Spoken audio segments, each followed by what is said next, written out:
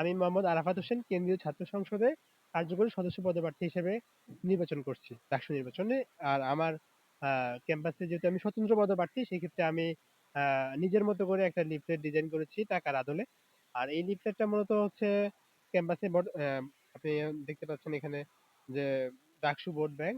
আর এই ডিজাইনের জন্য হচ্ছে ক্যাম্পাসে খুব বেশি সাড়া ফেলেছে এবং স্টুডেন্টরা এই লিফলেটটা হচ্ছে পছন্দ করছে নিজের কাছে রাখার জন্য।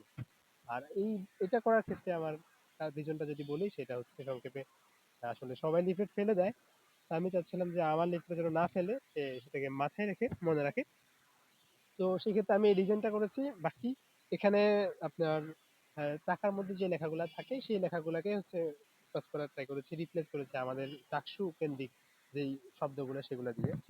আর শেষে শেষে হচ্ছে আপনার ডাকসুর যে লোগো সেই লোগোটা ইউজ করা হয়েছে। অপোজিট পেজে হচ্ছে যেখানে সংসদ ভবনের ছবি ছিল সেখানে আমাদের কার্জন হল যেটা দাবির সাথে খুবই কানেক্টেড। আর ডাকসু ভোট ব্যাংক এবং পাশে হচ্ছে আপনার ইশতেহারের কিউআর কোড। যে কোডটা দিয়ে হচ্ছে যারা ভোটার তারা চাইলেই হচ্ছে সেখানে স্ক্যান করে আমার পূর্ববর্তী পোস্ট এবং হচ্ছে যেখানে আমি ইশতেহার বলেছিলাম আমাদের ইন্টারনাল প্রাইভেট গ্রুপ সেখানে তারা দেখতে পারবে। আর এটা হচ্ছে বেসিক্যালি ১,০০০ টাকা নোটে আদলে করা হয়েছে সম্পূর্ণ ওই সাইজে। এইটা আসলে পজিটিভলি সবাই এটা অ্যাকসেপ্ট করছে, যাদেরকে দিচ্ছি সবাই নিচ্ছে, কেউ ফেলে দিচ্ছে না। আসলে তাদের ওয়ালেটে তাদের একটা টোকেন অফ মেমোরি হিসেবে তারা রাখছে।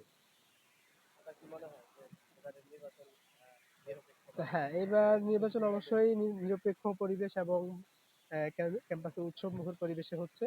প্রার্থীরা এবং ভোটাররা সবাই পজিটিভ। আর সেরকম কোনো পরিস্থিতি আমি আশা করছি না।